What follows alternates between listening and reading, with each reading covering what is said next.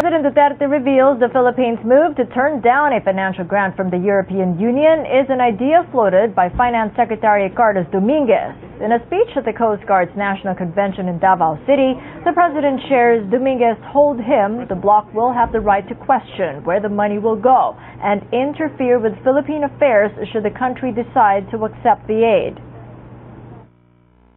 I'll tell you the truth, it was not my idea initially.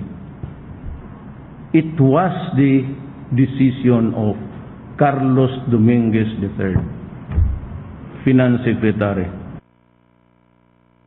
President Duterte's cabinet secretaries were left to explain the government's decision to decline grants coming from the European Union.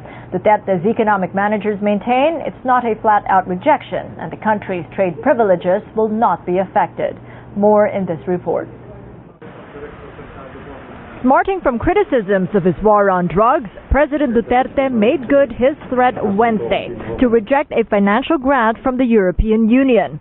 This means the country stands to lose at least 14 billion pesos in aid, a move that shocked even the president's men. On the Philippine economy, Socioeconomic Planning Secretary Ernesto Pernia expects the president to change his mind. Besides all those companies, but Trade Secretary Ramon Lopez disagrees. We welcome all aids, definitely. There's no policy shift. But if you put a conditionality, I think that's the core issue with the president. Bottom line here, I think if you ask me, that's Filipino dignity. I think sabi rin ni Presidente, may dignidad tayo. Hindi tayo lang malimos. Kung gusto tumulong. Are they referring to? Senator Risa Hontiveros, meanwhile, finds fault with the contradicting statements from cabinet members. Policy incoherence. So apparently, hindi niya nakokonsulta lahat ng top people niya na dapat makonsulta bago gumawa ng isang napaka-importante, komprehensibong desisyon tulad dito. She adds, Foreign Affairs Secretary Alan Peter Cayetano should provide an explanation. Ipaliwanag niya anong nangyari dito at saka paano pa rin, lalo na kung totoo yung suspicion ng iba that this was a decision, a reaction of the president to EU critiques about human rights, the EJ case, about the reimposition of the death penalty. At kung yun ang dahilan, parang immature naman natin. So ano na yung magiging hugis ng foreign policy natin? Overly sensitive at defensive ba sa human rights? But Secretary Lopez believes trade privileges will not be affected, particularly the Generalized Scheme of Preferences, or GSP+, which allows the Philippines to export to EU member states without duties.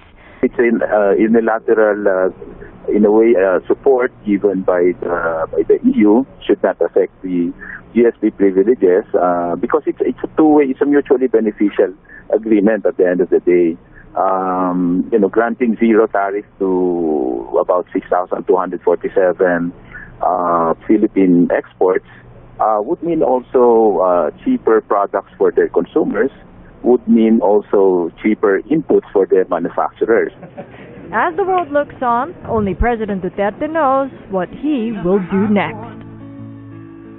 Meanwhile, the European Chamber of Commerce of the Philippines is still shocked over the government's sudden decision to reject aid from the EU. But ECCP President Duterte says they don't expect the incident to affect the Philippines' trade with Europe, nor diminish sentiment of European businesses in the country.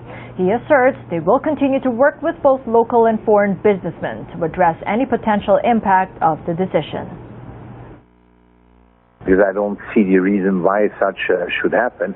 I mean, it's a 250 million euro loan that is designated mainly for Mindanao for specific purposes, and I think it doesn't do any harm to receive an aid package that benefits the people by and large.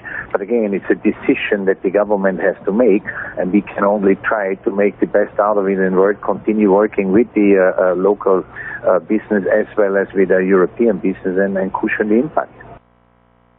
So he clarifies it's still too early to tell whether European businessmen are now thinking twice before they invest in the Philippines following the move.